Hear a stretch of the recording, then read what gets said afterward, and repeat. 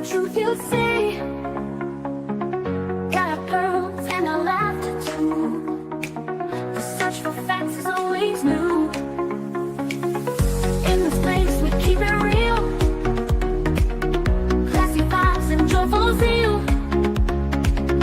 Join the journey, it's just begun. We shine brighter than the sun. Hit the light and share the vibe. Crush those pearls, let's take the ride. Helen's here and spread the cheer. Members make the truth so clear. Spreading truth is what we do. So hit subscribe and join the crew. With every search we pave the way. Together we will save the day. With every laugh we lift our hearts. In the search we all take part. Thank you all for standing strong. Together we belong. Hit the light and share the vibe. Clutch those pearls, let's take the ride. Helen's here and spread the cheer. Members make the truth so clear.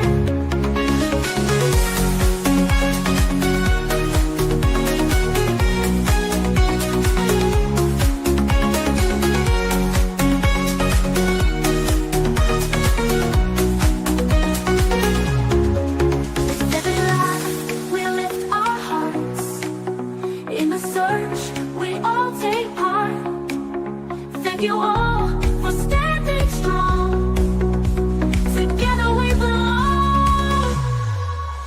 Hit the light and share the vibe. Clutch those pearls, let's take the ride. Helen's here and spread the cheer. Members make the truth so clear.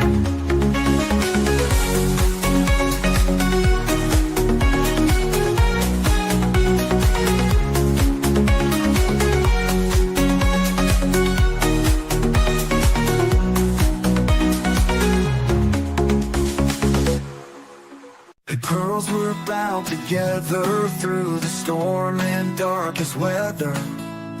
We search high, we search low, together everywhere we go. Justin's here and he's going live with the best fans by my side. We're a family, we hold strong. Together we can right the wrong. We clutch them pearls, we shine like stars. Searching wide, spreading love afar. Every stream, every heartfelt plea. We are one in this community.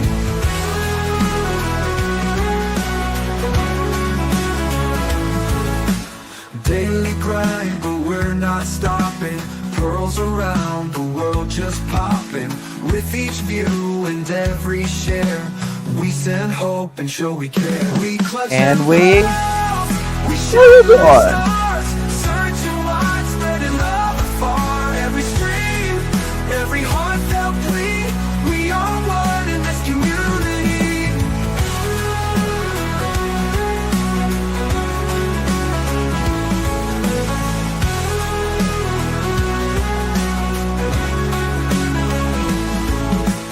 Daily grind, but we're not stopping. Pearls around the world just popping. With each view and every share, we send hope and show we care. We clutch them pearls, we shine like stars. Searching wide, spreading love afar. Every stream, every heartfelt plea. We are one in this community. In the night, Thank you, Melody Cat. Thank you, my love. Justin's heart and your support. Together we will hold the fort.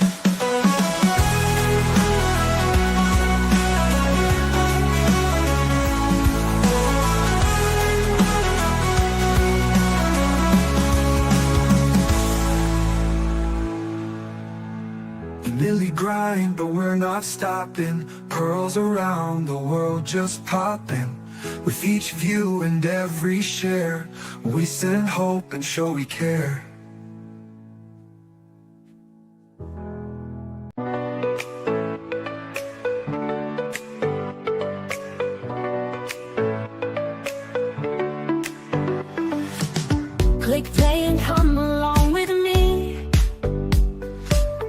Together with the truth you see. Got our pearls and our laughter too. The search for facts is always new. In this place we keep it real. Classy vibes and joyful zeal. Join the journey, it's just begun. We shine brighter than the sun. Hit the like and share the vibe. Clutch those pearls, let's take the ride. Comments here and spread the cheer. Members make the truth so clear. Defending truth is what we do. So hit subscribe and join the crew. With every search we pave the way. Together we will save the day. Defending truth is what we do. So hit subscribe and join the crew. With every search we pave the way. Together we will save the day. With every laugh we lift our hearts. In the search we all take part. Thank you all for standing strong. Together we belong. Hit the like and share the vibe. Clutch those pearls, let's take the ride. Comments here and spread the cheer. Members make the truth so clear. Hit the like and share the vibe. Clutch those pearls, let's take the ride. Comments here and spread the cheer. Members make the truth so clear.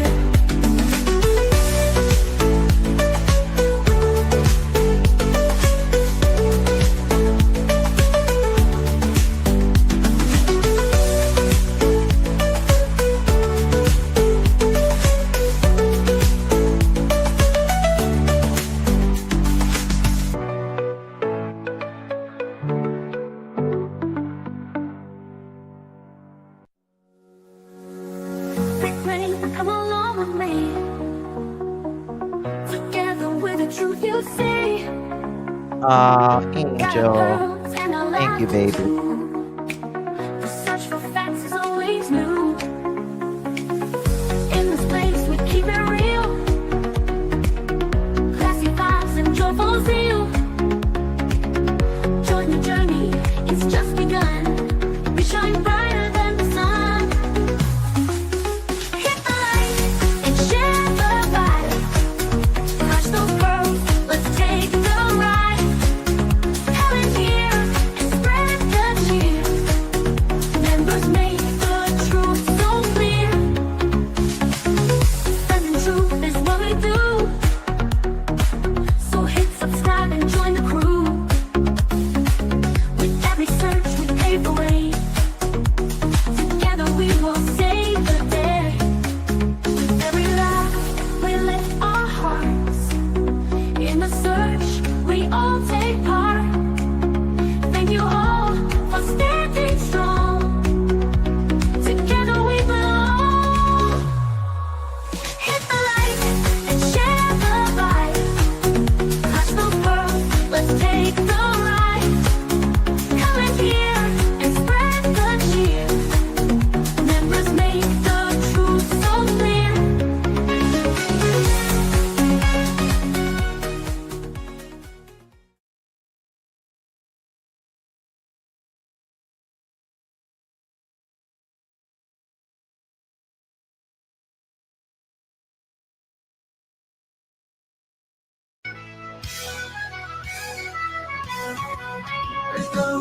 The moon thinks he's a star. 5 wives later, he's played too far. Crystal clear lies wrapped in his charm.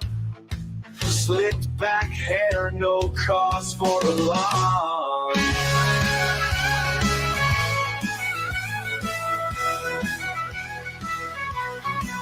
He says, don't talk about my ride outside. Camper hooked up, got Thank you, Alicia. Thank you, my love. Dates all a blur, shadows in the mist. Police got stories, but he just twists. Oh, Edgar with your devilish grin. Words like silk get soaked in sin. You spin the tales while we just stare. Under that mullet, there's nothing fair.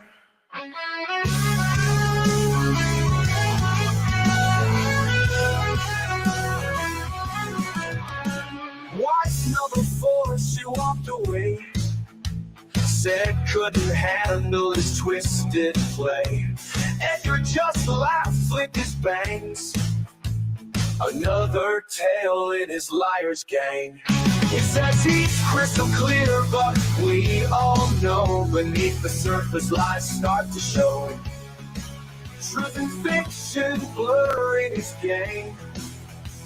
Edgar's the king of shooting blame. Oh, Edgar with your devilish grin. Words like silk get soaked in sin.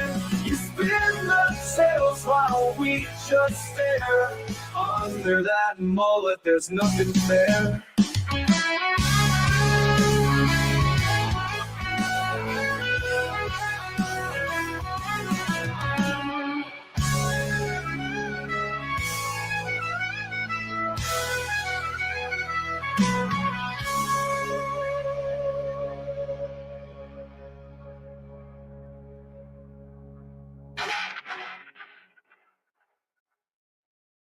I was looking for Edgar Put Your Bra On.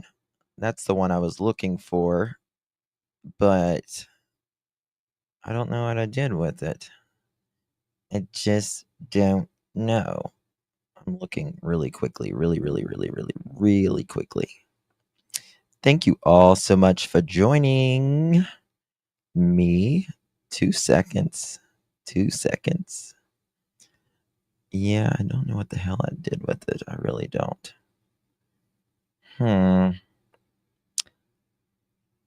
It's got to be here somewhere, don't you think? Yeah.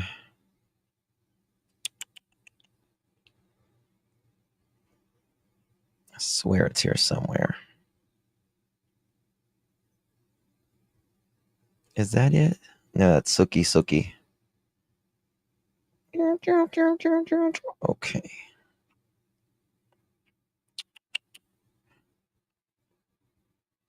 I'll find it somewhere later. It's okay. We'll find it. Is that it? Hold on, what's this? Oh no, that's a picture.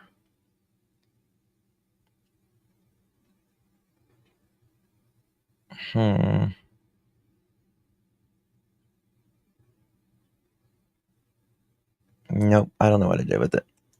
I don't know. Okay, it's all right. Thank you all so much for joining me. Really do appreciate you, my lovies. I'm not too familiar with this case. Only slightly, Casey. Well, this case is crazy. We're over a year. And I know we haven't been talking much about Sebastian's case because it's been over a year, and there's other cases that we need to do as well, but certainly haven't forgot about Sebastian's case whatsoever. Thank you so much, Mally Cat, for gifting a pearl necklace. Really do appreciate you. If you received that, make sure you thank our beloved Mally Cat. Appreciate you, Mally Cat. Alicia, thank you so much. Very kind of you. 2 seconds.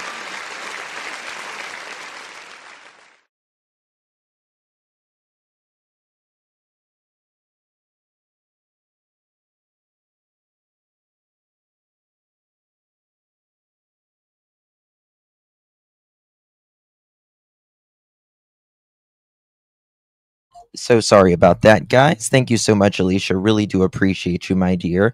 Roxy coming in clutch at a year. How you doing? Thank you so much, my dear. Really do appreciate you, Roxy, for 1 year. Show Poodles, my love. Good to see you as well. Thank you so much. Very kind of you, my dear. Good to see you. Show Poodles, thank you so much. Kiki still loves you. Kiki, do you love me? Oh, you're riding. I was on the other stream waiting. I forgot about it, and I was like, because I was I told I was coming back for Sebastian, and I didn't have my stuff pulled up, and I was like, sorry. So I apologize. I apologize, guys. All right.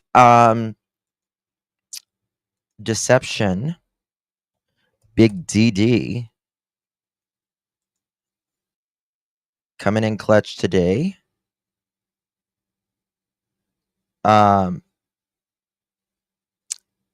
Did a lot or a video I want to go over. Also, Jennifer Coffindaffer, our friend as well to the channel. She did a live today with Doug, and he was formerly on Adventures with Purpose. He's doing his own thing now. We might talk about that. DD has been on fire. He is fire, honey. Let me tell you, he is always fire. We love Deception Detective. I'll forgive you. Thank you so much, darling. Good to see you all. Please hit that thumbs up button. Would greatly appreciate that. If you don't mind, let me write this. So, for those of you that don't know about the Sebastian Rogers case, Sebastian Rogers is a 15-year-old boy that happens to have autism and a chromosome deletion. He has been missing since February 25th, 2024. He had a busy weekend with his mom. His stepfather was out of town most of the time, and mom says that he went to bed around 9 o'clock, said, "Good night, Mom. Good night, puppies. Love you." And he went to bed. And then she gets on the phone with her husband, who has been married 5 times. We call him Edgar here. And they were on the phone for over 2 hours speaking on the phone. While speaking on the phone, she says she is doing reading a chapter in her book while speaking on the phone, and also going in and out of sleep. Around an hour later, after Sebastian goes to sleep, she says she hears a, quote, thud in his room, but doesn't go in and check on him. She says, one of the stories, she says, "Bubba, did you fall out of the bed?" And he says, "No, ma'am." And that's that. And she says, "I don't care what you're doing, knock it off and go to sleep." And she goes to bed around midnight, she alleges. The next morning, she wakes up to get him ready for school at 6 a.m. She goes in his room and she says that he is not there. And 3 minutes later, within 3 minutes, she has searched through all of her house and looked outside, she alleges. And then she calls her husband, who is allegedly in Memphis, 3.5 hours away. During that nighttime, at around 3 a.m., there is a car that is in the neighborhood. It pulls up at no particular home in the road, and an individual gets out. It goes in the direction of Sebastian's home. A couple minutes later, another person comes out with said driver. You can see them holding 2 either cell phones, flashlights of some sort. They do something around the back of the car, and then the one person gets in the car, backs up, leaves the neighborhood. The other person runs back towards Sebastian's home. There's been no evidence that Sebastian ever left his home. He has not been seen on camera. There's been no dog scent leading to anywhere. There's been no confirmed sighting. and there's been no articles of clothing, no footprints, no shoe prints. Speaking of, he allegedly left in the middle of February wearing absolutely no shoes. There was CPS reports prior to Sebastian going missing. In fact, there could have allegedly been an active CPS report the time that he went missing. Sebastian was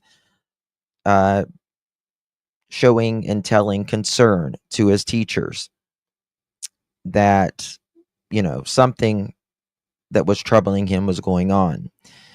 Sebastian's biological father works at a local jail, and he was at work the entire time during that night. It is confirmed, it is on camera, it's not even a question. However, Sebastian's stepfather, who says that he was 3.5 hours away, has yet to produce any sort of evidence that what he did that weekend, where he was. He also tells a couple other YouTubers that his truck, when they did the metadata that during the time Sebastian went missing, that his truck was in that neighborhood. However, he claims it was 2 p.m. whenever Sebastian, or when he got home the day that Sebastian supposedly vanished on his own accord. That is what they pushed. That I don't know why he would walk out the door. That was Monday. He got home at about 1:30. He was at home a full day Tuesday. Wednesday, by noon, Sebastian's stepfather is gone again to go get his fifth wheel RV that he stays in while he is working, during that time where his job is. He said he had to go get it, even though he pays, his words, sometimes 3 months in advance. The hate channels are still saying 5 CPS reports,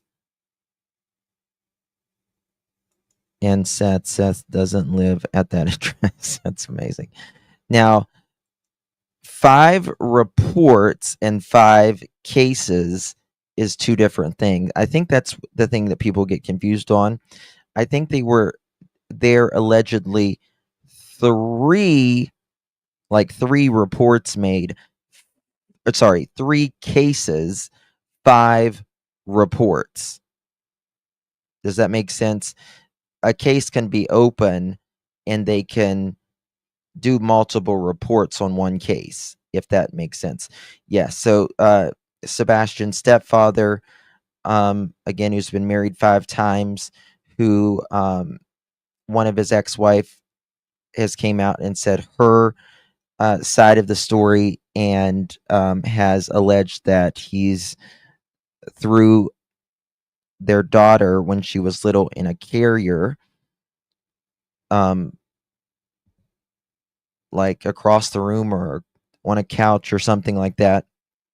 And then she alleges that he has also busted her other son that she had from another marriage, that he busted him in his mouth and he bled. And then there was something allegedly physical that happened, some sort of smacking or something of that nature with the daughter as well. And I know more about that. I wish I could say more about that, but I can't at this time at least. But that's not all, in my opinion, at least. Left 3 weeks later, not they're saying that he left 3 weeks later, not 3 days. Oh my God. Oh my Lord, have mercy. Goodness gracious, great balls of fire. Mama Cedar, thank you so much for 2 months. Really do appreciate you. Good to see you. Thank you so much, my dear. War Damn Eagle coming in clutch at 7 months. How you doing, my lovies? Hubba, hubba, hubba. Mwah. Thank you so much, my dear. Love you to pieces. And Mystery Sky Crime Talk coming in clutch. 5 months. Good to see you, Mystery Sky. Thank you so much for your continued support. I really do appreciate that, my friend. So good to see you as well. Do they think people will just forget the facts? I guess. Or I mean, I think a lot of people in this case are like an ostrich. They just bury their head in the stand with their ass sticking out, and you can clearly see, but they don't see because their head is buried in the sand. That's my opinion on this. All right, so we're going to get to our friend and yours, the Deception Detective. I think Daniel is making Edgar look like shit because Daniel wants a polygraph. How many times did we hear Edgar say that he was going to take a polygraph? I can tell you, since the very first interview. Yep. Since the very first interview. This is an actual picture of Edgar getting out of the bed of the morning. Oh, Mr. Edgar ain't what he used to be. I live for that. Hello, Marlena. Good to see you as well. All right. Credit goes to my friend and yours, Deception Detective, or as we know him, the Big DG. Most wanted missing persons.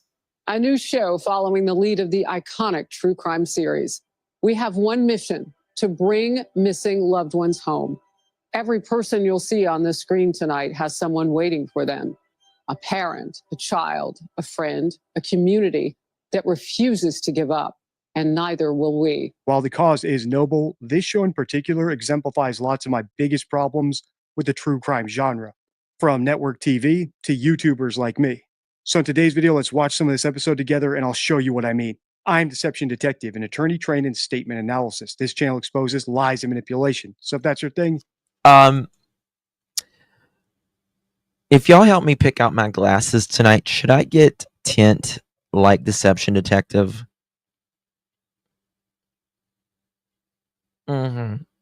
He wears it better.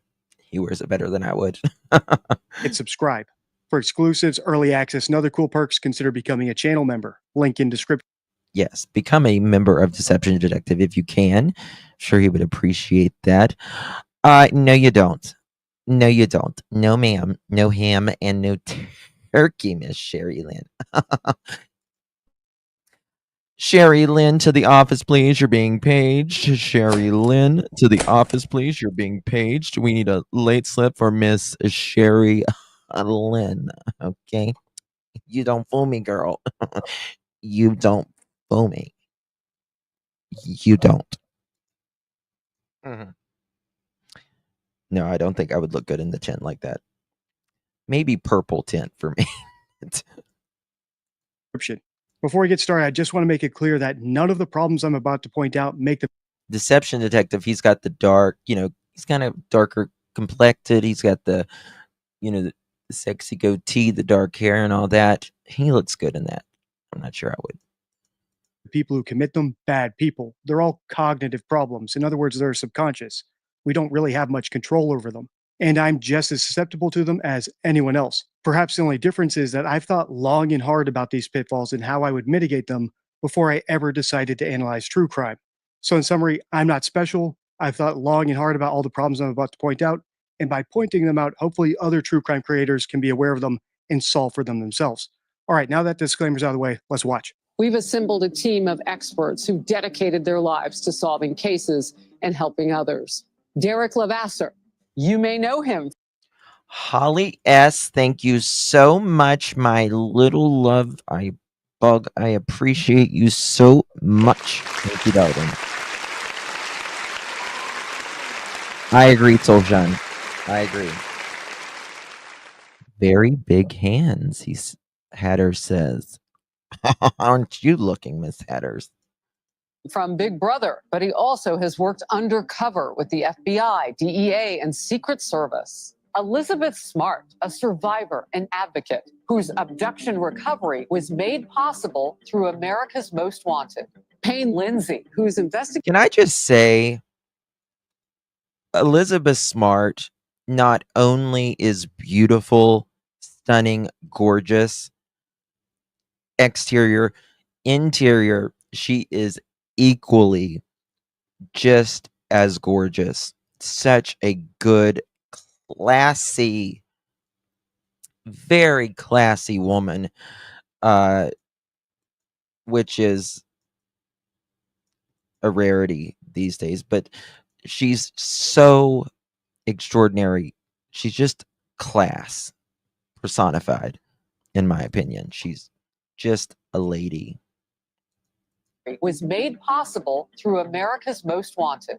Payne Lindsay, whose investigative true crime podcast Up and Vanished has brought cold cases back into the national spotlight. And tonight's special guest, Callahan Walsh, a familiar face to America's Most Wanted. Callahan does incredible work with the National Center for Missing and Exploited Children. Thank you so very much, everyone, for joining us. Let's get to our first case now. A missing child. Derek is taller than I thought, or maybe everyone else is short. But I was thinking Derek to be shorter for some reason. But he's the tallest one there. He's almost the same height as Harris. But maybe everyone. Hold on.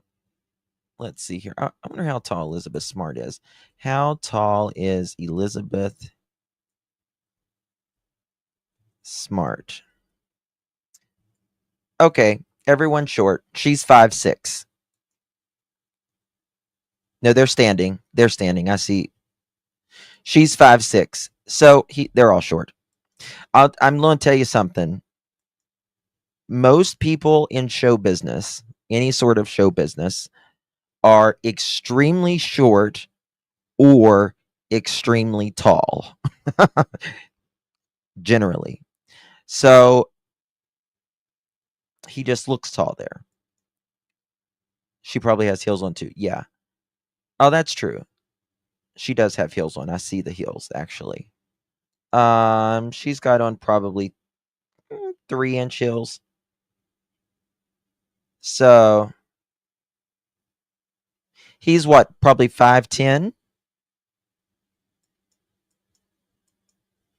5'9", 5'10". That's the size I am. I don't care. That would be fun size. Thought criminal. Sebastian Rogers. On February 25th, 2024, Sebastian's mother said goodnight to her 15-year-old son. The next morning, Sebastian was gone.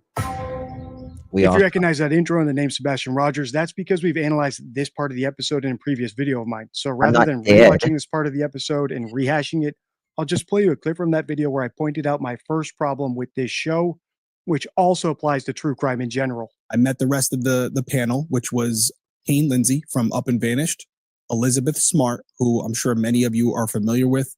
She was abducted as a child, Joseph Petito, and then Kara Chamberlain Robinson. I hope I'm saying her name right. She was the young girl who was abducted. That's Derek Levasseur talking about his fellow panelists on the show America's Most Wanted Missing Persons. As you may have noticed from that clip I played from Derek's channel, 2 of his fellow panelists. Oh my God, Roxy. I'm 5 foot. My ex is 6'4". Still my best friend. That's cute. But you like tall guys, don't you? You like tall guys. I used to be 5'3", now I'm 5'1". We shrink. We all do. It's okay to window shop. Yes, exactly. Are abductees themselves. They were both kidnapped, but they were stranger kidnapped. Everyone in my house is tall except for me. And Gabby Petito's father, who is also on the panel, had nothing to do with his daughter's disappearance. So Oh, before that's the intro's beautiful. even finished, we're already primed to think about these cases as stranger kidnappings, rather than the statistically much more likely scenario of someone in the house being responsible. This could easily be corrected for future episodes, though, by adding the parent of a kid who went missing because a step parent, for example, did something, rather than a complete stranger. Landon Bullard, the mother of Gannon Stouch, who was killed by his stepmother, Letitia Stouch, comes to mind. At least this way, the priming would be balanced between totally taking the Yep. parents at face value Bingo. and having a bit of skepticism that they may be involved. So that's the first problem with true crime that I want to point out in this video, that the composition of a panel itself can influence how the audience interprets a case as well as the panel itself. But that's not He's absolutely right. What have I told you before? Guys, here you can use your own mind, right? Period.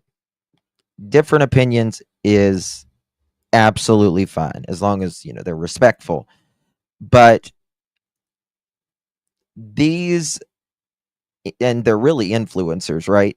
Influencers will influence how their subscribers believe, right? And it's many times, I mean, maybe you share the same belief system and all that. I get that. Those people are naturally attracted to you. But there are people that, they'll think, they'll have an opinion on, this case or that case. And then the creator may say something completely different and they just completely flip on that case because that creator thinks that way. And this is the thing. Go with what your gut, your logic, the evidence or lack of evidence tells you always. Don't go because of something I say or another creator or anything like that. We're all adults, right? And we can all make up our own mind, whether you agree with me, disagree with me, or another creator. Very, very common. not the only problem with panels, because it adds other elements that can get in the way of getting to the truth, besides priming. For example, there's peer pressure. If you're on a panel with a bunch of people, you want them to like you. You want to get along with each other. He's so right. He is so fucking right. So right. And in my opinion, I have seen people switch because of peer pressure, even on this case, right? And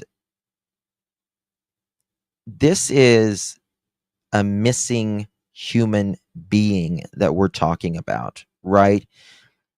If, like I've said, if I am the last one that is speaking what I feel is logic, and red flags in this case, and every other creator flips, if you will, it's nothing is ever going to change my mind unless police come out and say this person or that person is no longer suspects, right?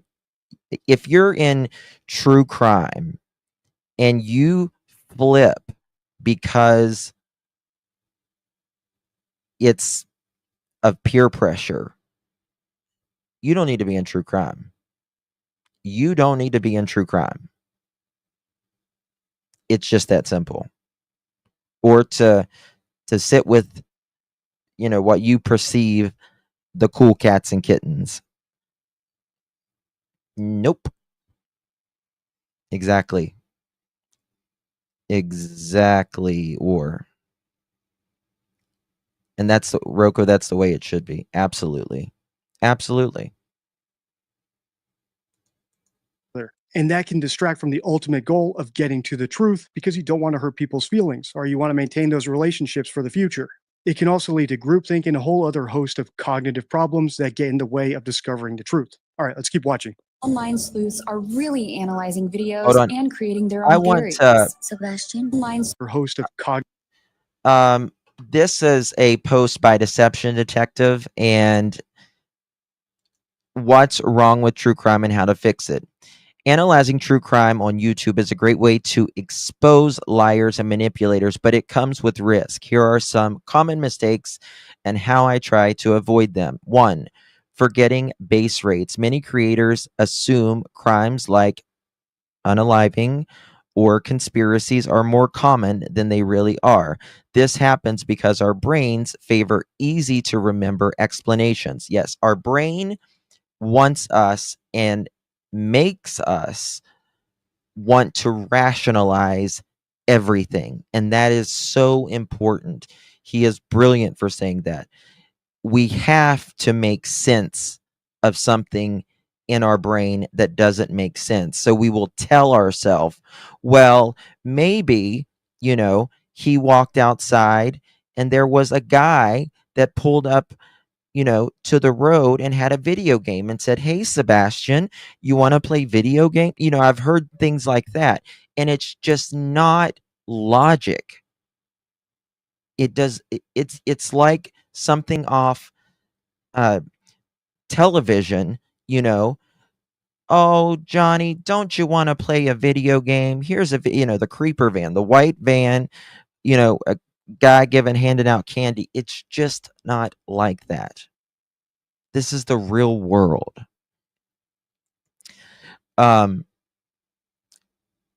So my fix, I use logical method.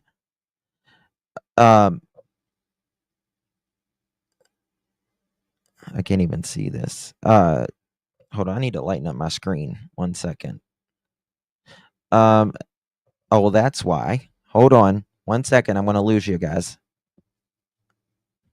My laptop wasn't plugged in. That's why it went dark.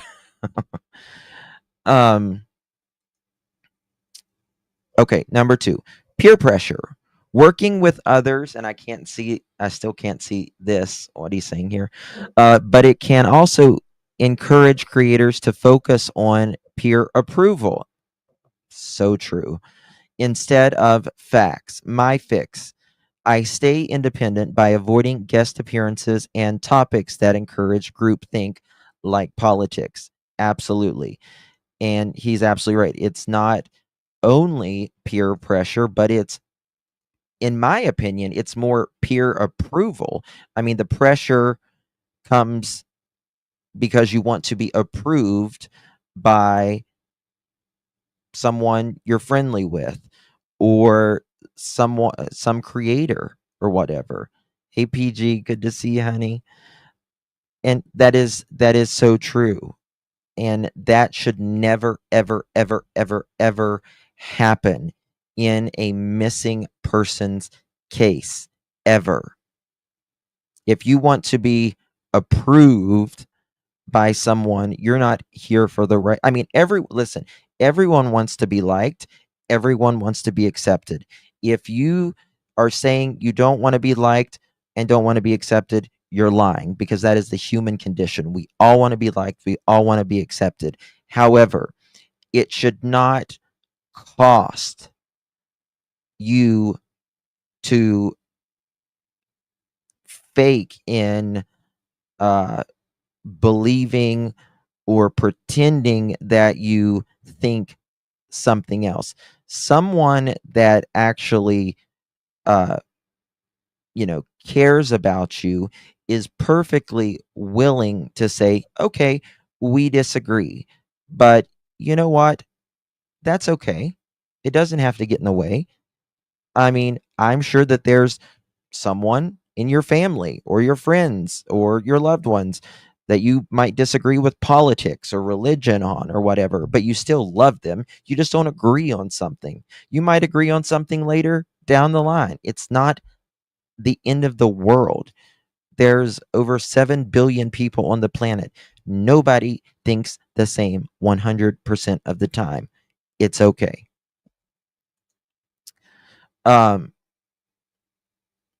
So and it's one of those things where,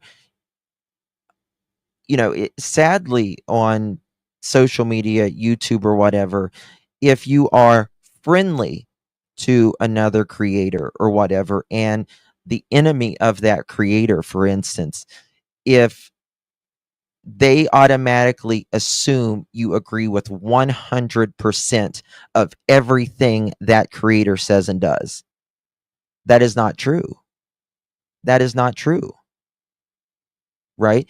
You should not be judged upon everything that I say, right? Because you may disagree with something that I say. That's perfectly okay. And vice versa. Vice versa.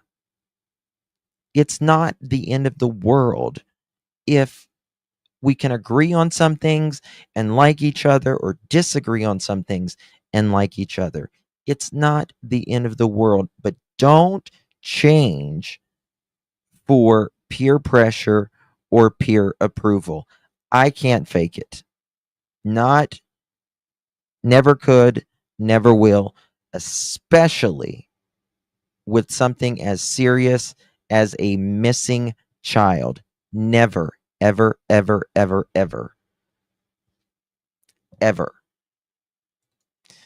So he's absolutely right about that.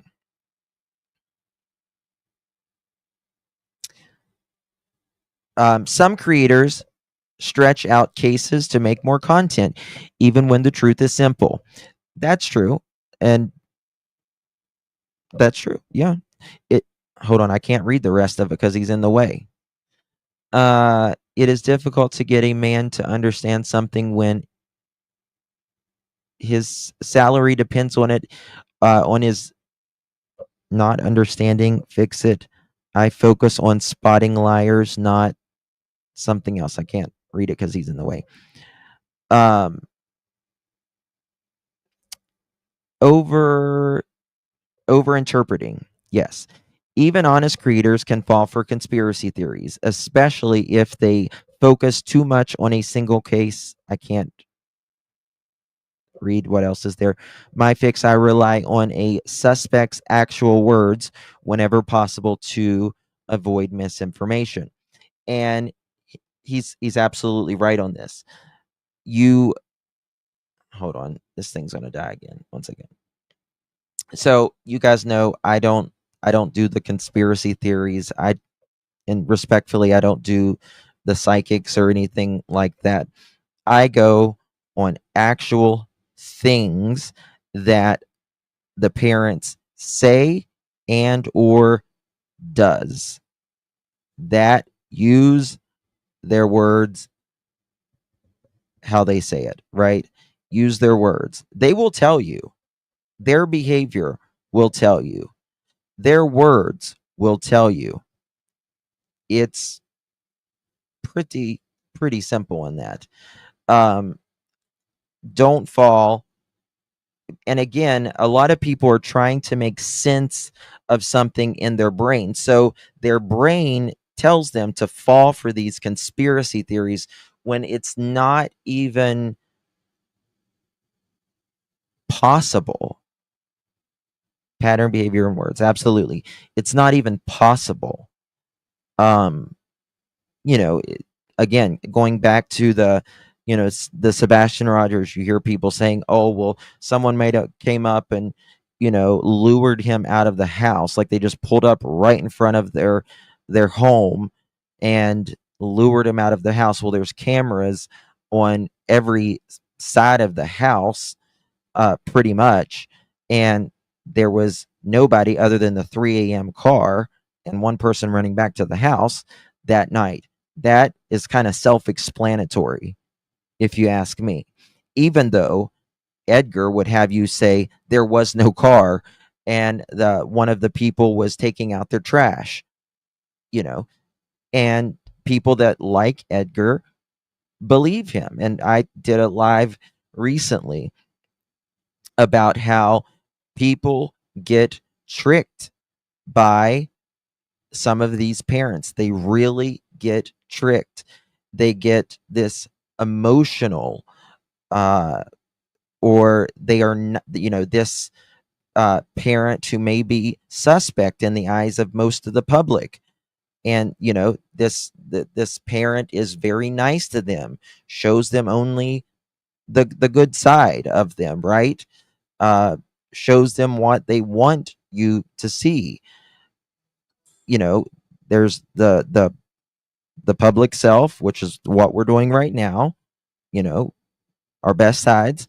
The private self, the ones our family, closest family, and friends and loved ones see, and the secret self, which we all have, which nobody will ever see or know. Right?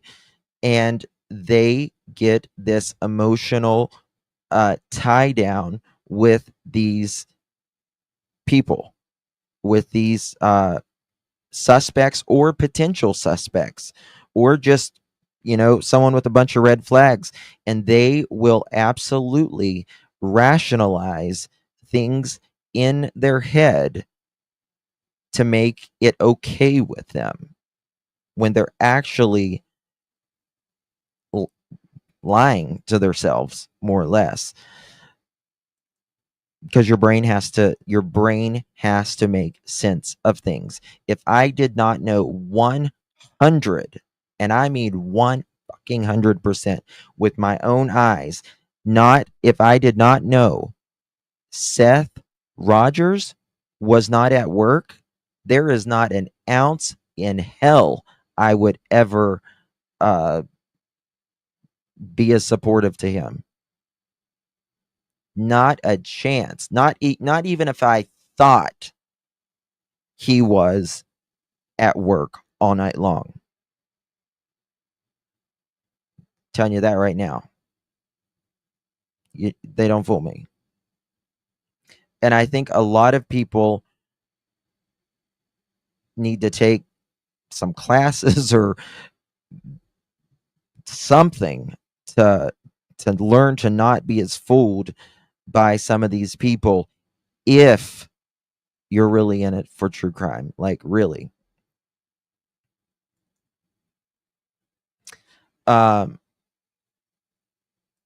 Cognitive problems that get in the way of discovering the truth. All right, let's keep watching. Online sleuths are really analyzing videos and creating their own theories. Sebastian is putting something in his pocket. Surveillance footage from a neighbor shows two people outside of Sebastian's Yes, house Kiki. that Thank you night. so much. Something happened. So we want to talk about theories now, Payne, and what might have happened with Sebastian. What are your thoughts? I mean, here's his house. I hope Deception Detective, he asked if he should do more of these. I absolutely think he should do more of these, because I think it's very important that people wake up in a lot of these cases, to wake up. I'm going to tell you something. If I had a man that wouldn't tell me what the hell he done that weekend, and if I didn't know for a fact that he was at work for a full 12 hours, you think I would be supporting him? But yet, people support Edgar. They have no idea what the hell he done that weekend. Won't even say if his phone was on speakerphone or not, or even if he called through a phone or if he called through an app. You are nuts, in my opinion. Kat, thank you so much for 4 months, my love. Appreciate you very much. I remember I absolutely thought Elizabeth Smart's dad was behind her disappearance. I was shocked when she was found. Apologies to Mr. Smart. That's okay.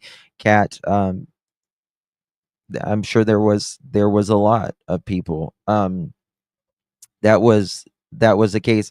And let me tell you something. Statistically, Elizabeth Smart's case is something that almost never happens. almost the percentage rate of someone coming in your home while a lot of other people are in the home is almost zilch. But it does happen. It does happen. Now, statistically, it was someone that they knew, though, right? It was someone that they were new or they were familiar with. So statistically, that was something that stood. You know, it was this creeper guy that did something around their house, like a maintenance guy or whatever. I think years apart and states apart. Yeah. Yeah. It's, you know, you hear people saying, well, you know, Sebastian's case, someone might have came in and abducted him. Look at Elizabeth Smart. And it's like, well, you know, we might be able to get, that's so unlikely, number one. And number two, there was a bunch of cameras in that neighborhood. Number three, there's no evidence of that. And number four, you can't even tell, the stepdad won't even tell you, you know, if he had his phone on speakerphone or not. So there's that. Does it happen? Yes, it sure does. But you guys, we only see the cases that get this big. They get this big for a reason. And that's why they are highlighted, right? We only see the majority of these, you know, big cases because something about it is abnormal in some form or fashion, right? If it was just a run-of-the-mill case, statistically, which happen every single day in every single state, every day, right? They would not get this big because they're solved, or it's, you know what I mean? So it's, we only see these big cases highlighted, and that's why, like, well, look at Elizabeth Smart. Well, look at how many has happened since Elizabeth Smart. I mean, can you think of 10? Can you think of 10 off the top of your head, or even 10 at all? 10 of them since Elizabeth Smart. And look at how many people has went missing since Elizabeth Smart. It's almost zilch. It's almost zilch. Does it happen? It sure does. Rarely ever, though.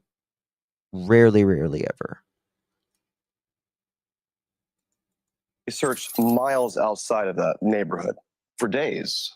Helicopters on the ground. They even drained a lake. He's nowhere.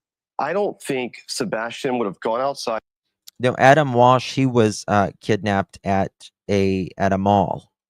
Nobody went in the house and got him. Right. Now, you can talk about that as well. So statistically, it is still not probable that a stranger is going to kidnap you at a mall, off the side of the road. It generally happens when kids are going to school or coming home, or an adult, they're going to their car in a vulnerable, you know, not thinking situation, dark time, that kind of thing. Considering someone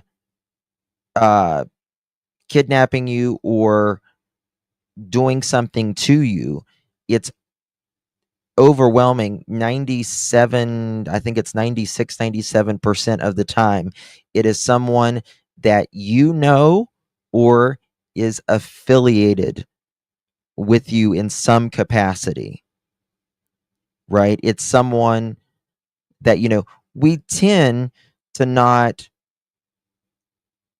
have, just hatred or anger or emotion towards someone we don't know, right? We don't know them. So why would we, do something to them? You know what I mean? So it's something that is overwhelming. We know them, or something like that. Now, can you be abducted during, daytime, nighttime by a complete stranger on the side of the road going to your car, anything? Yes. You're more likely to get abducted that way by a stranger, which is still very, very, very, very low. But even lower than that is someone coming into your home and abducting you, or taking you out and kidnapping you, or anything like that. That is even way more unlikely. 97, even maybe more % of the time, it is someone someone you've affiliated yourself with in some capacity, most likely recently in your life. Just can't understand why the charges are not there. Was said to be an intruder. That is correct. That is correct, PG.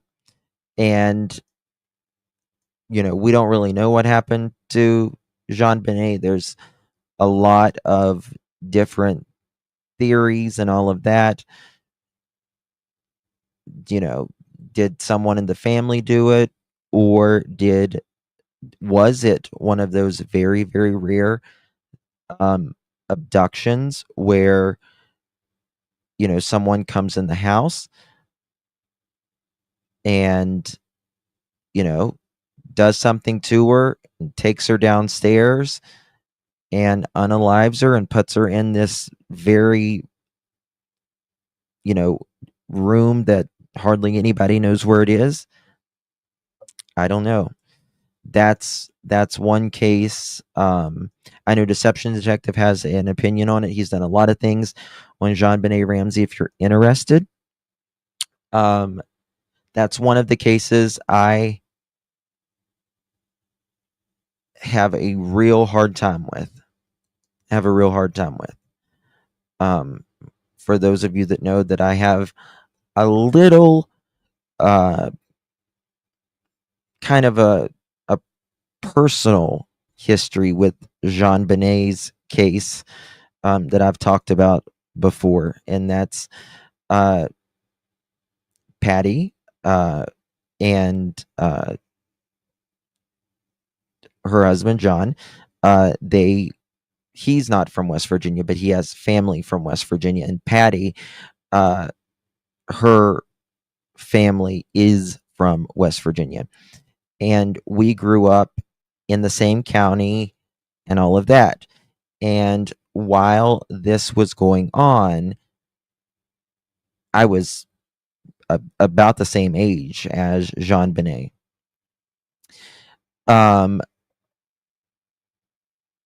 My dad was very good friends with some of the Ramsey family that he had in West Virginia. And I remember going to my dad's friend Alan's house, which was a Ramsey, and his wife Debbie, and them speaking about it. And it's very interesting. They had opinions on it as well. Growing up, I heard a lot of stuff in, true things, untrue things, and all that. But I call her Patty. It's Patsy, but we call her Patty.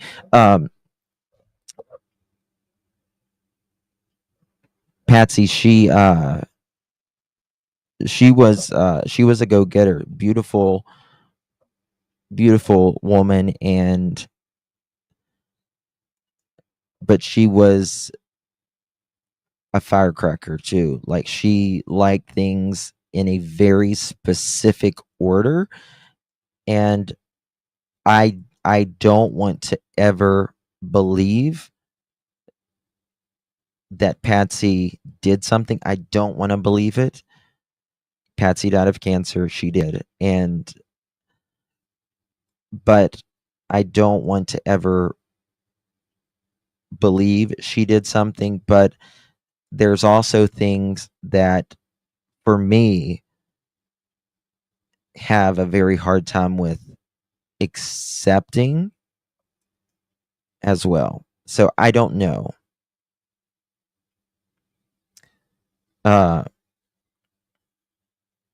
Yes, Rocco. Yeah. And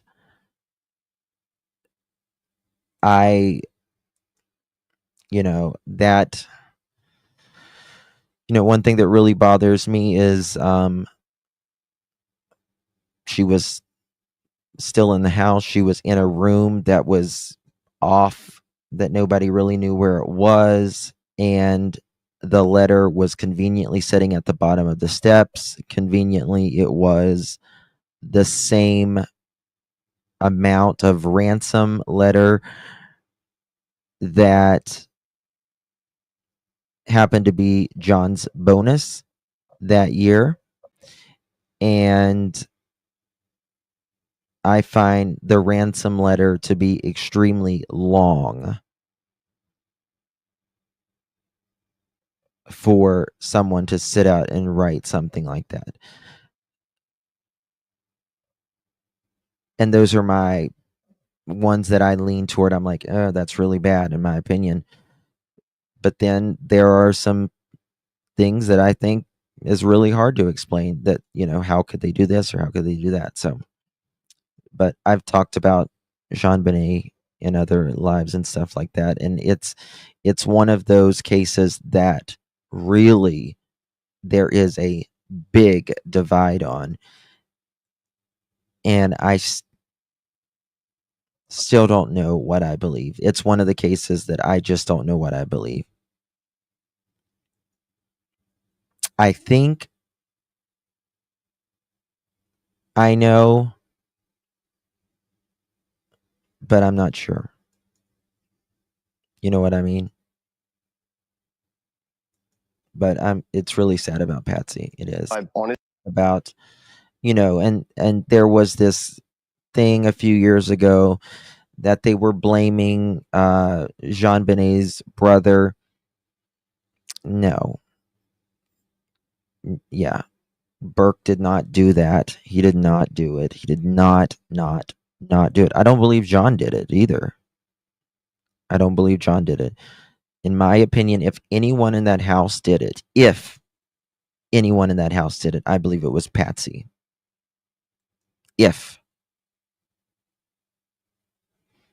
Completely messed it up. And there was, John and them, they called a lot of people, when they called and said their daughter was missing. And there was people tracking in and out of that house left and right. And they just did not know how to do a case that big. And a lot of times pride gets in the way of some of these law enforcement, and they just don't know when to hand it off for the betterment of the victim. His own, there's someone else involved here. Somebody who was familiar to him, but a stranger to everyone else. We also have to consider he could have left on his own volition. We know children on the autism spectrum tend to wander. According to the American Academy of Pediatrics, nearly half of all children on the autism spectrum will go missing at some point from their environment. Wow. But I think something caused him to flee his home. Was that into the open arms of a predator? Or was there a roaming predator that just happened to see Sebastian walking down through the neighborhood? This is a great illustration. No, Holly, I'm not saying, I want to make it clear, I'm not saying that I think Patsy did it. I'm not saying that. I'm saying if someone did it in that house, like living in that house. Out of the four of them, in my opinion, out of all four of them, it would have been Patsy. But that's just an opinion. I don't know. Nobody knows, except perhaps maybe individuals in the home, or whoever did it. So I don't know. Do I think someone snapped? I think it's very possible. It's very possible. I can't remember what Jean Benet ate. It was like grapes or something.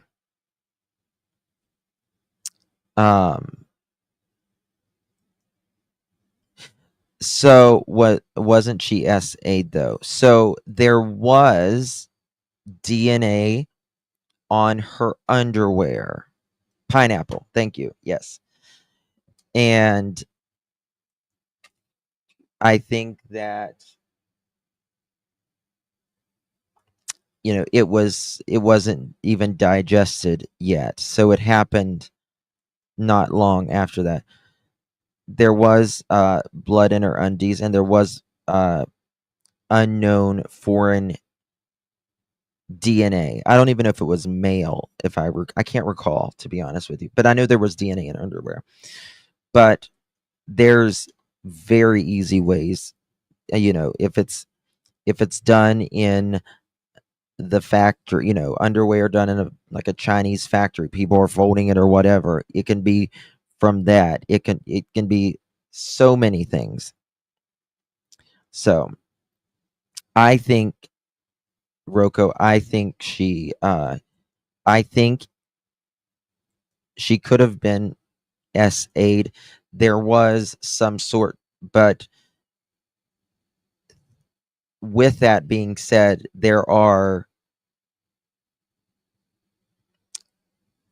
you can be how could I say this? You can be SA'd with instruments. You know what I mean? You get what I mean? It can appear that way. Love you, Lisa. But I don't know. I really don't know. It's one case that I can't say either way. I really can't. And I think whoever did it is just going to have to face judgment with God. Illustration of my point earlier about panels, peer pressure, and politeness.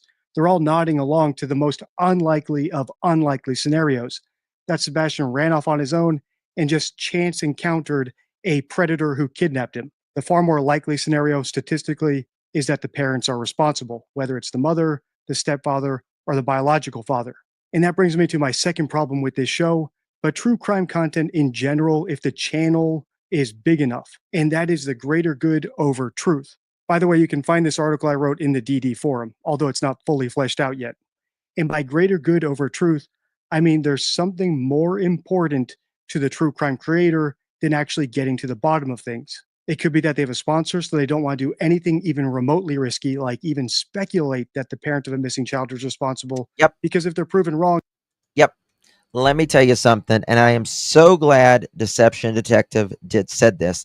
It's one of the reasons I fully support the Deception Detective. It's one of the reasons I fully supported Peter Hyatt. It's one of the reasons I fully support Pat Brown, because there are other statement analysis, behavioral analysis on here that they are way bigger than Deception Detective, way bigger than Peter Hyatt or Pat Brown.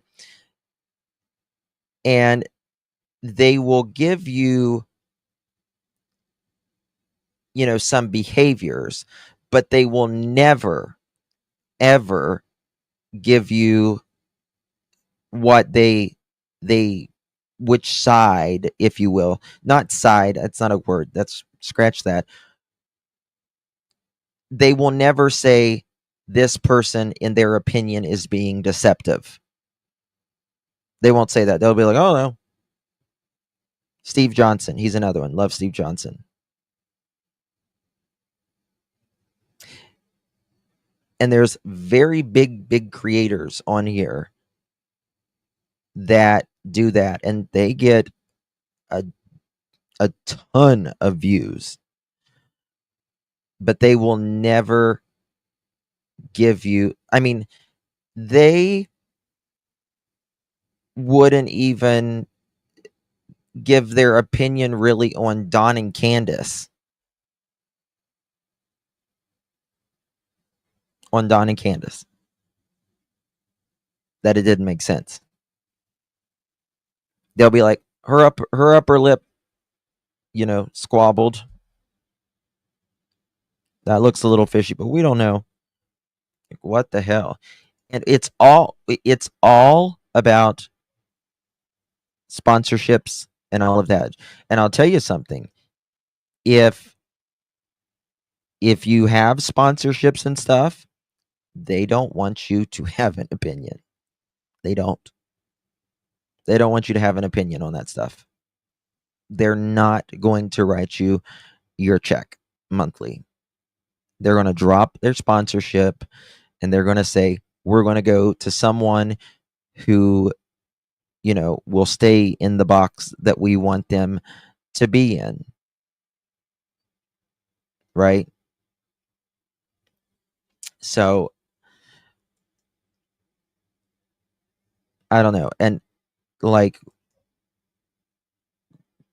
you need to point out deception, right? If you are being deceptive in an interview, say, in your opinion, based upon your training, they're being deceptive. It could be devastating, or they could be afraid of being wrong, so they don't want to voice an opinion one way or the other until it's fully confirmed. They'd rather just sit on the fence where it's nice and safe. Or it could be something more nuanced, like forgetting the base rates. For instance, if it's someone who's covered true crime for decades and only covers the most gruesome and craziest of cases, they might start interpreting every case that way. So when they think missing child, their mind instantly goes to stranger abduction because they only cover cases like that. Or finally, as I think the case is here, it's strategic. In other words, it's for the greater good of the show. After all, America's Most Wanted Missing Persons exists to help spread information about missing children. So even if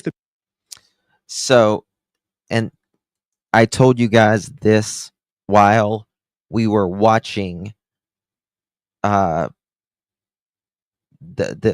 America's Most Wanted. They want everyone, even if they all secretly agree in the same room, they're going to want you to say something different than the other person, right? About what may have happened. They want another angle at it. It's television, and they're in it for sometimes a little controversy, to make people look at it different angles, for each viewer to maybe agree with them. There's a lot of factors in it. But even if they privately all agree on the same thing, that the same thing happened, they are going to want you to say something different than the person that just spoke every single time. And they'll tell you that. Cut it a different way. Scratch that. Do it again. the parents are responsible, they still want those parents to come on the show and do the segment to get information about their kid out there.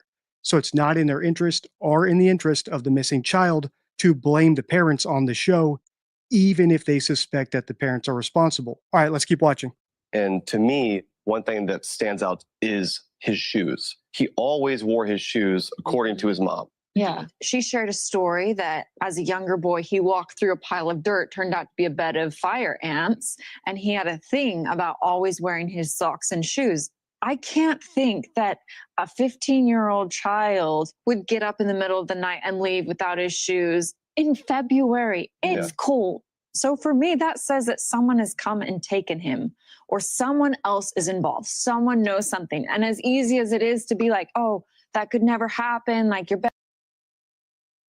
Now, I agree with Elizabeth in a sense on this because you're right. A kid is not going to walk out without his shoes, much less a child with autism and a chromosome deletion where, you know, feeling things or is, you know, textures and all of that is very, very important, you know, in some cases to avoid, or some cases they find comfort in or whatever.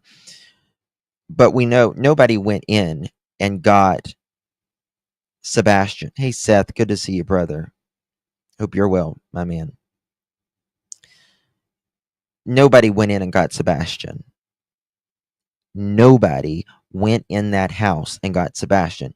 That is one thing three parents, you know, they can all agree on. You know, they would have to have a key. They said, right? They'd had to have a key or the password, right? No evidence of that. Nothing on camera, nothing of that.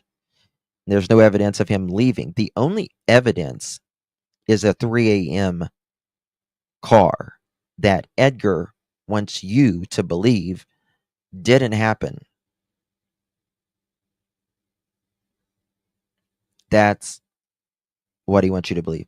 That it was some neighbor who's came forward that is taken out the trash at 3 a.m. No. Not a chance. Survey says no. That's what it says. bedroom is the safest place in the world. Well, no, bedrooms are not the safest place in the world. I was taken from my bedroom. It can happen to anyone. Yeah. It can happen to anyone. Technically, theoretically, it can happen to anyone. But it happens to very, very, very, very, very, very, very few. Very few. And because it did happen to Elizabeth, right? She knows it can happen because it did happen. She lived through something extraordinarily traumatic, but it happens to almost no one.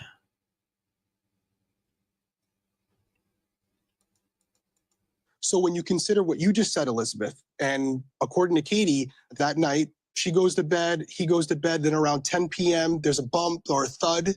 She calls out to him. He says, I'm fine. Yes, ma'am. I'll stop moving. And then that's the end of it. And according to her, when she went to bed, the doors were locked. And when she woke up, the doors were locked. Were the windows locked? That's a big question. Were they secure? Because if they weren't, it could mean one of two things. They were secure. And that is straight from Edgar's mouth. That is straight from his mouth. That they were secure. So nobody came in the house at all. And why is it not working? Hold on, guys. That's very weird. Okay, let me continue. That thud, him responding, was someone else in there with him? Or someone was with him and going.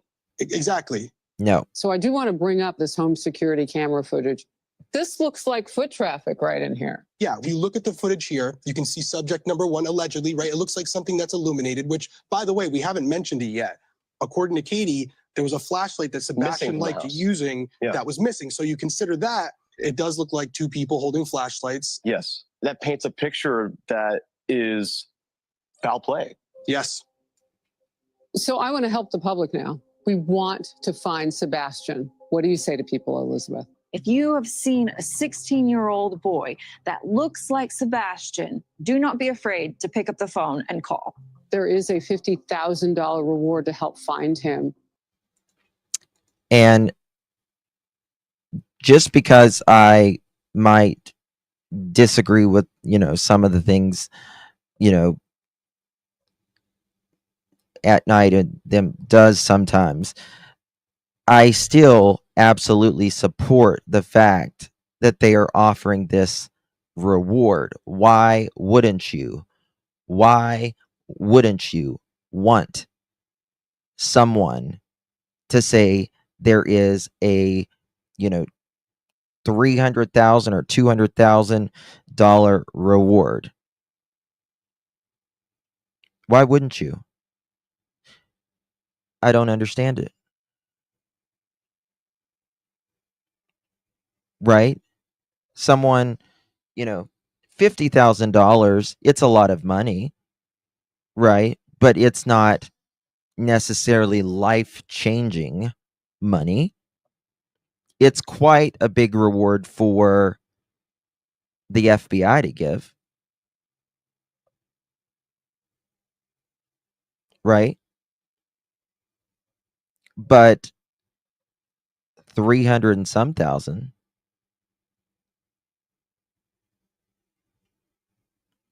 Right?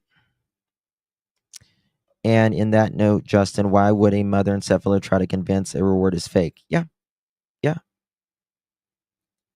Like I said, listen, if that reward is fake and someone produces where Sebastian is that leads to finding him, I'll be their biggest supporter in supporting them if whoever came forward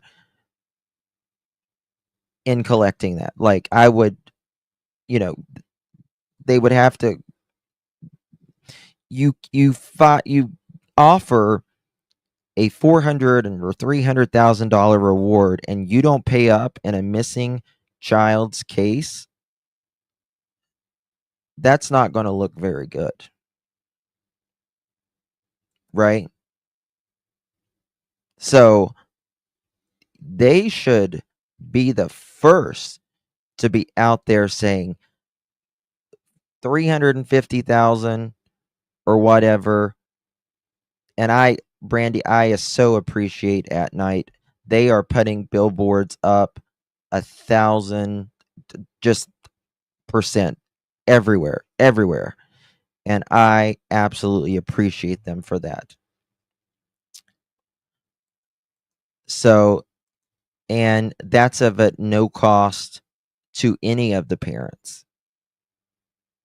Any of the parents. Who couldn't support that? But Edgar said, take those fucking billboards down. Well, you got to remember, Amanda, they tried to put Betty in jail for putting up a flyer on a pole right there at their yard of their son and their stepson. Think about that. I mean, to me, I don't care. I don't care if it was someone on the complete opposite spectrum of what I believe. If they were putting up signs and Seth tried to put them in jail for putting it on a pole in his yard, I would not support that. I would not support that. But that's never going to happen with Seth because he wants all the flyers everywhere for putting up TBI flyers on a poles for a missing child. Mm-hmm.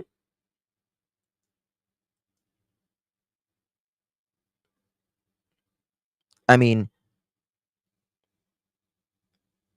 it's amazing that they have, you know, they twisted it into bits and pieces and all of that. And finally, the grand jury had it all in front of them and said, it's nothing. And again, I don't care who it was in this case. I wouldn't support anyone going to jail or saying that they were being harassed because of putting up flyers for your missing child. That is as obscene and as absurd as it gets.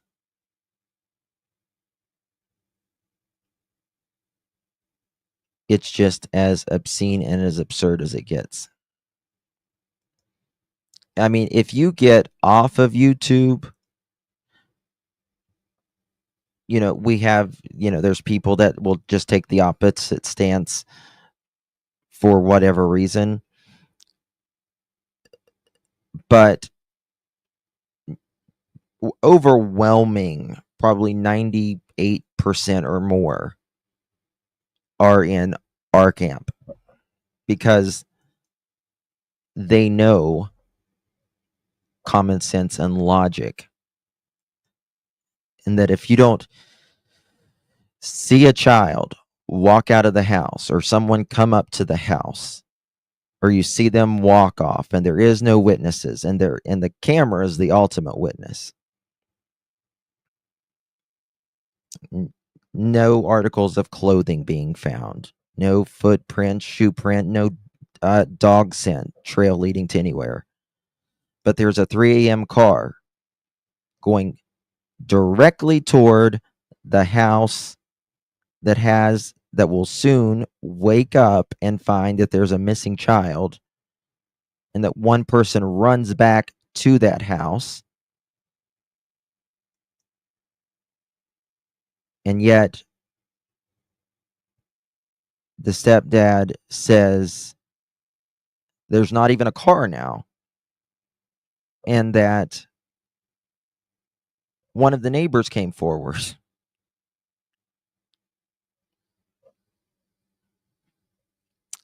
That, I think that they really think that, I really think that they think that that helps them. That they say, oh, well, there's no car now. But in fact, we see it with our own eyes. We see the taillights, we see the headlights, we see the car or the light from the floodlight kick on. We see the outlines of human beings, and we see 2 flashlights.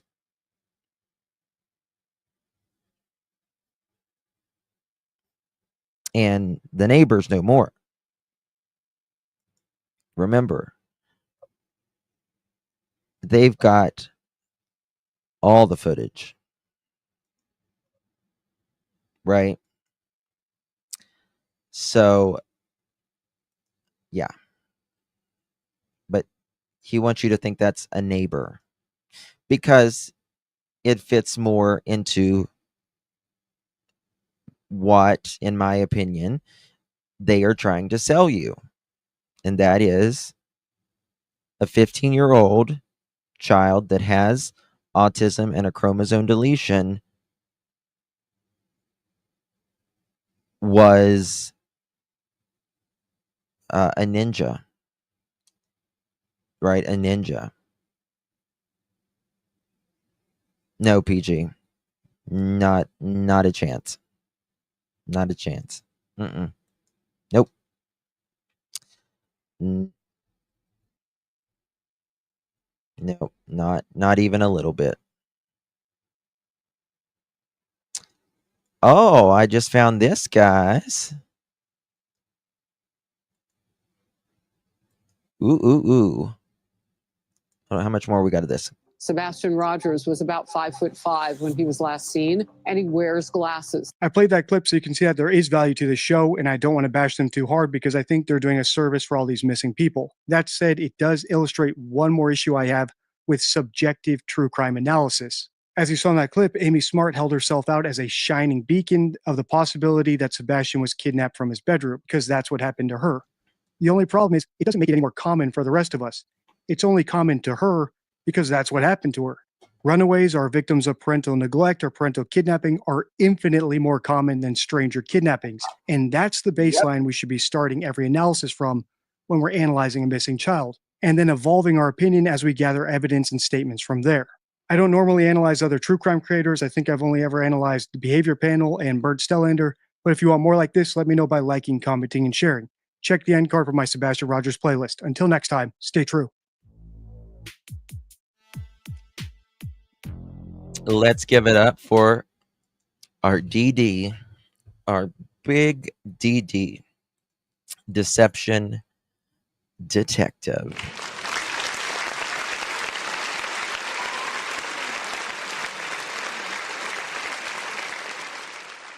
Okay, now I showed you guys some things the other day. But there's some more out that I just now noticed, and 3 different ones. So let's see what they say. Shall we? Credit goes to WKRN.com.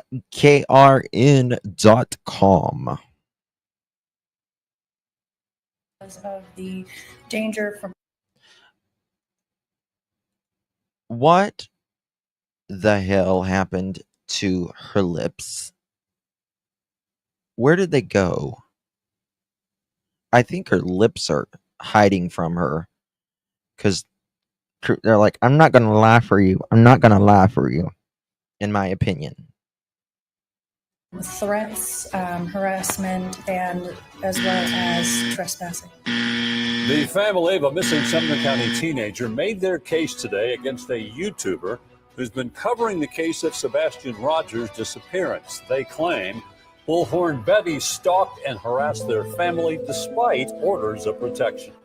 Good evening and welcome to News 2 at 6. I'm Bob Mueller. And I'm Haley Wilgus. News 2's Caitlin Quisenberry was in court as a judge decided whether a criminal case against the YouTuber should move forward. Do you swear or affirm the testimony you're about to give will be the truth, the whole truth, and nothing but the truth, so help you God? Yes, sir. For about an hour this afternoon, Katie and Chris Proudfoot testified against YouTuber Andre Griffin, also known as Bullhorn Betty, claiming she violated the terms of 3 order of protections. Are you tagged in this video? I am. Is your full name tagged in this video? It is. She's reporting a bunch of lies. She's harassing me, harassing my family. Sebastian Rogers' case. Is it tagged in this video? A tag and a hashtag is something completely different, by the way. A hashtag is something that is or could be relevant to the case. An @ symbol is actually what is tagging someone in a case. And that is when you are saying, okay, Justin, I just choked.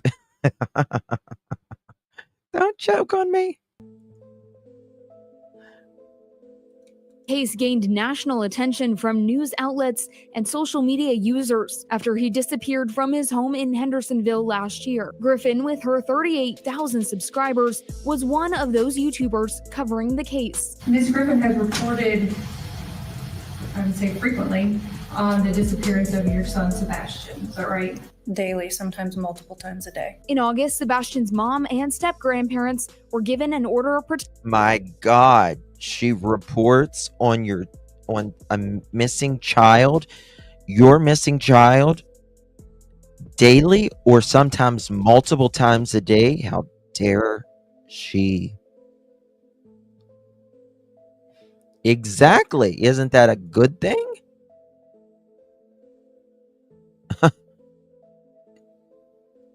I mean, yeah, God forbid, Rocco. Protection against the YouTuber after they say Oh my God.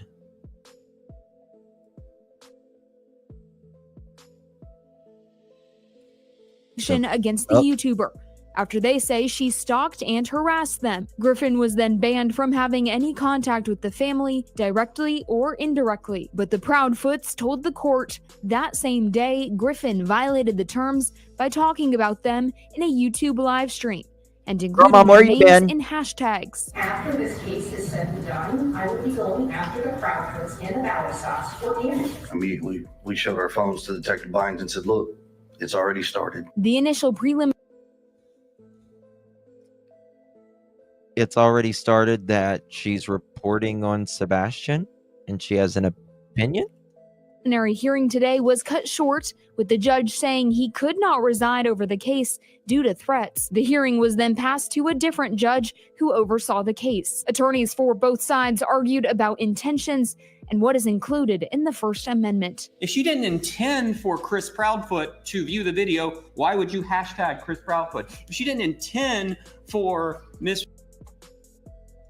Hashtagging is not a direct reach out to someone. That's not a direct reach out.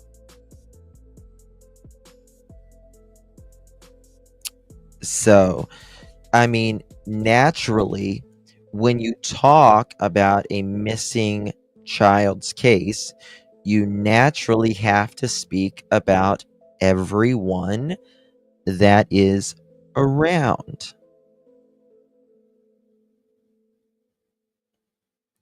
The child's case. Right? Again, I don't care if it was Betty or someone from the other side. It's wrong.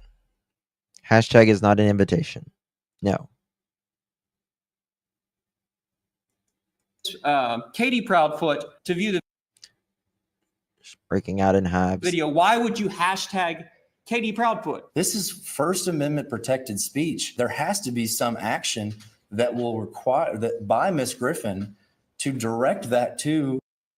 I hope they are back on track with Kat.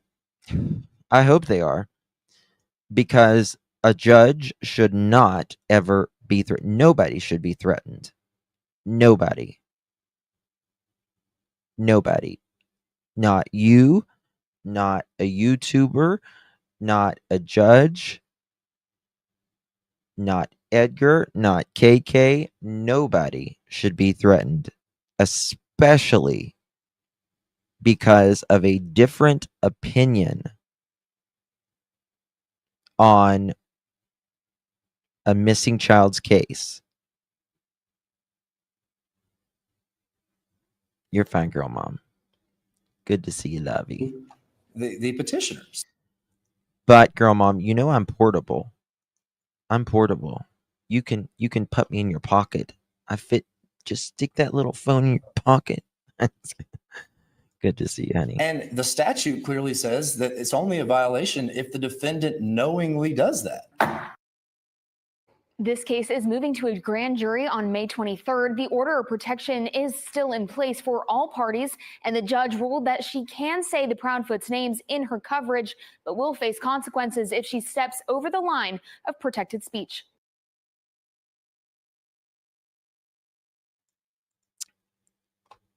Yes, which nobody is above the law. And, there's protected speech and there's free speech. Doesn't mean you can say anything. There is limitations even to free speech, right? But she didn't. I've never ever seen her threaten. Never seen her threaten anybody, Edgar or KK or anything like that. Let's see here. Now, there let me show you how the Daily Mail does this. Toxic war breaks out between parents of missing autistic teen and internet sleuths hunting to find him. A toxic legal war has broken out between the parents of a missing autistic teen, Sebastian Rogers. I was the first one to say this on YouTube. People say autistic missing teen. How about you say missing teen Sebastian Rogers, who happens to have autism?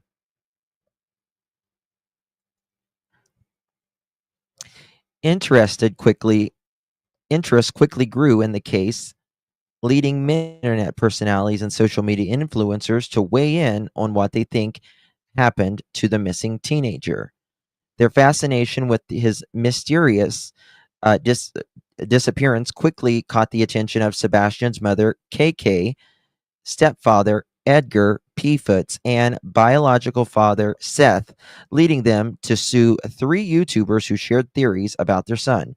In August 2024, KK filed an order of protection against Andrea Griffin, also known as Bullhorn Bedra, on YouTube and TikTok, alleging that her large social media following aided her into stalking her and her family. KK also alleges that Griffin accused her and Edgar of harming Sebastian and called the YouTuber, quote, dangerous, end quote, in the filing obtained by WKRN. Is that filing there? Let's see here. Is it on here? Let me check. I have that filing somewhere. It is freaking ridiculous. KK also alleged that Griffin accused her. Oh, I already read that one. Quote, I've never talked to these people. I've never tried to interview these people. I've never knocked on their door, end quote, Griffin told the outlet. On Friday, a grand jury of Sumner County decided not to indict, citing lack of evidence in the case. And I'll be honest with you, to me, it would have been absolutely crazy if they would have indicted. Hey, Rainbow, good to see you, honey. Hey, Trishy, Justin, I love people first language is what our Down syndrome community calls it. Yeah. Okay. Social media influencers are winning legal battles while covering the case of a missing Sumner County teen, Sebastian Rogers. This is Caitlin Quisenberry spoke with some of the content creators facing lawsuits and now defending their right to speak out. The whole reason why we're here is I wouldn't let people violate my freedoms of speech. Nobody should ever threaten or intimidate a frivolous lawsuit against people who just don't agree with your opinion. Just the worst part is that it's all on the back of a missing child. Sebastian Rogers was last seen on February 25th of last year. Now, I could be wrong, but I have never seen Betty say that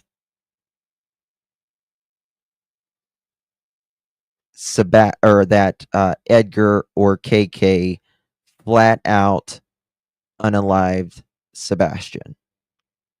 Like flat out say, yes, they lived him. Right? Never heard her say that. Because you can't say Edgar, KK, or Seth flat out unalived someone. You can't say that. And I wouldn't support anyone saying that.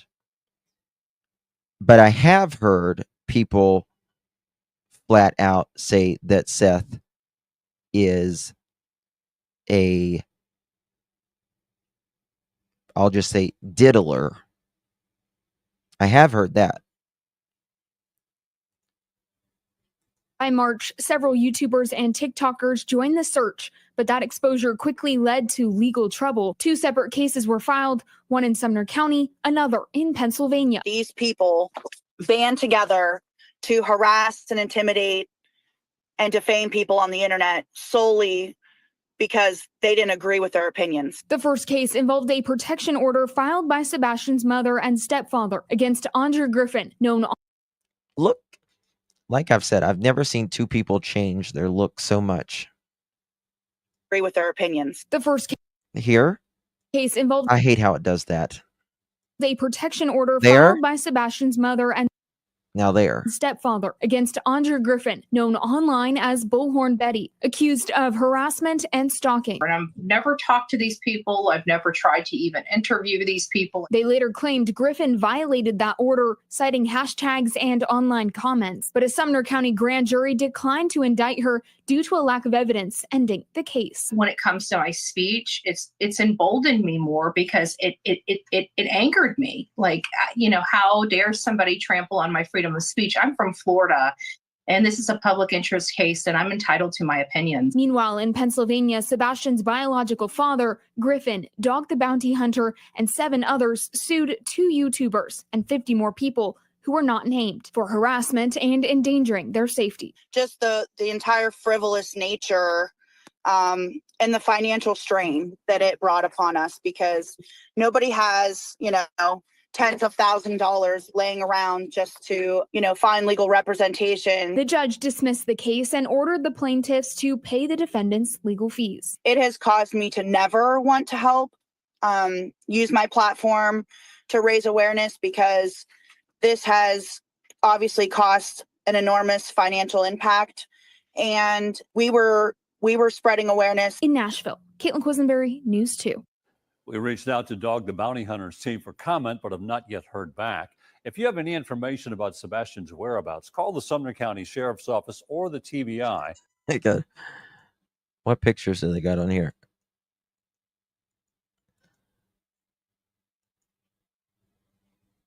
Let's see here. What's this? At The Ranger new article came out.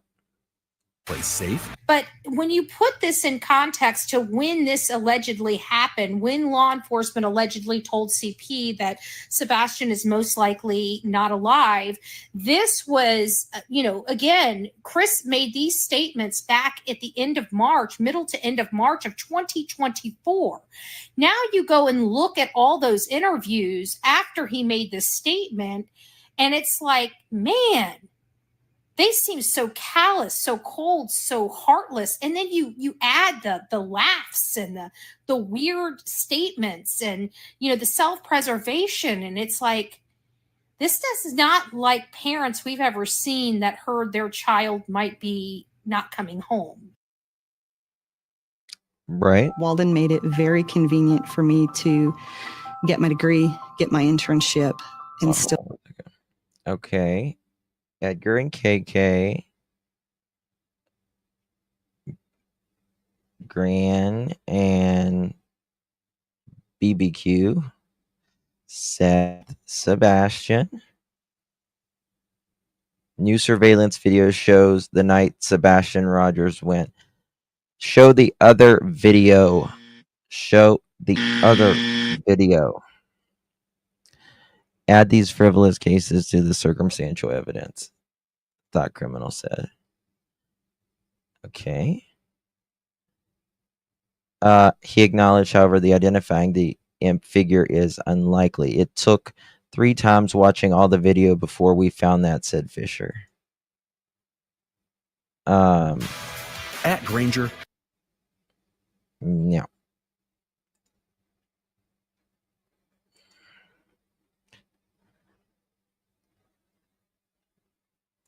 That's the most bogus video I've ever seen. The most literally bogus. I agree, Amanda. And KK breathing hard and looking up, crying. No tears, just not. It's interesting It really is. It is. All right, guys. Thank you all so much for joining me. Absolutely, Bab. There's more circumstantial evidence changing of stories, recollection, CPS cases, alleged neglect, abuse of a child, and what is law enforcement doing? Nada. I hope that they're doing something. She made sure we heard that for sure. Hey, Val, good to see you. All right, guys. I love you all. I appreciate you. No, don't leave. I gotta work in the morning. Thank you, Rainbow. Good to see you. Plant Lady, Beauty and Brains, Cindy K, Pete Girl, Thought Criminal, Michelle, Lolo, Rita. Please keep talking about Sebastian. Of course.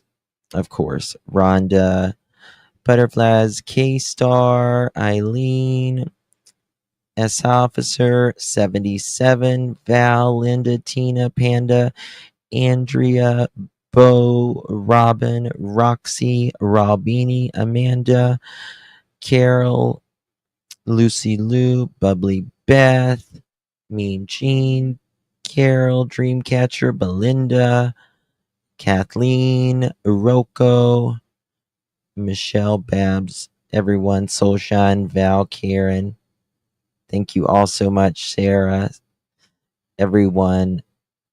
Michelle, good to see you. Sophie, no, we're not going to stop talking about Sebastian. Can't, won't. Something happened to Sebastian. And Sebastian Rogers is out there somewhere. Summer Wells is out there somewhere. Michael Vaughn is out there somewhere. All of these. Hold on one second.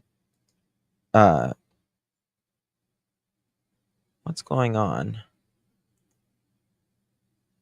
Lily and Jack are out there somewhere. I do, Sarah. They're all out there somewhere. And I cannot stand the thought of them out there thrown away. I can't do it. I cannot do it.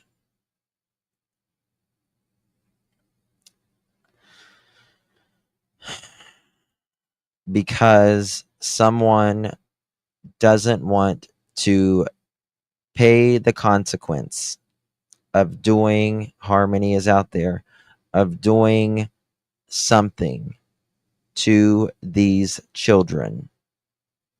Think about it. This is what keeps me up at night. They are out there just thrown to, the best place that will conceal them. But you know what? Our Creator knows everything. He knows everything. And He knows where little Lily and Jack and Summer and Sebastian and Michael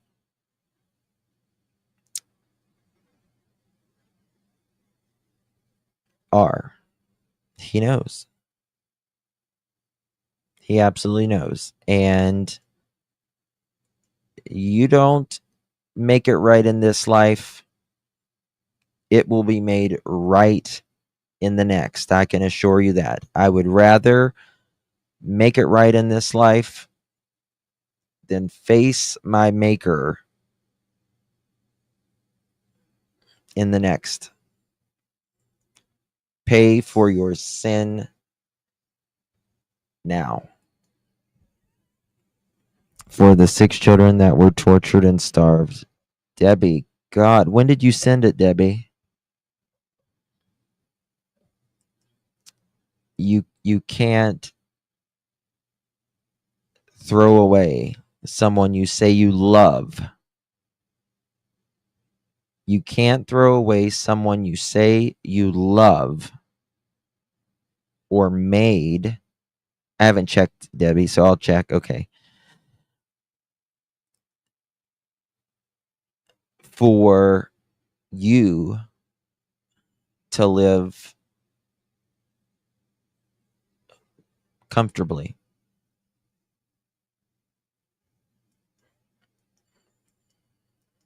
Can't do it. Think about that. You say you love these kids, but they conceal them. People conceal them because of their own sake.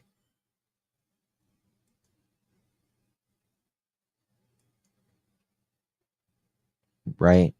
What did Meme say? No, she's being she's kidding.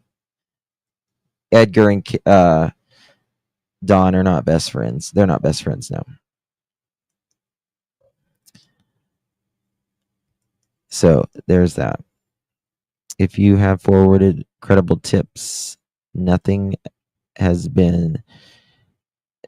Make notation, fill a complaint form. Yeah.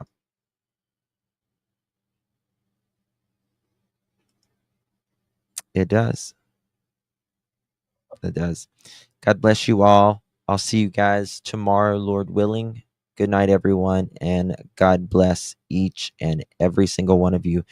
If anything breaks in Lily and Jack's case or any other case, I will be live if I am physically able. All right, guys. Love you all. Good night.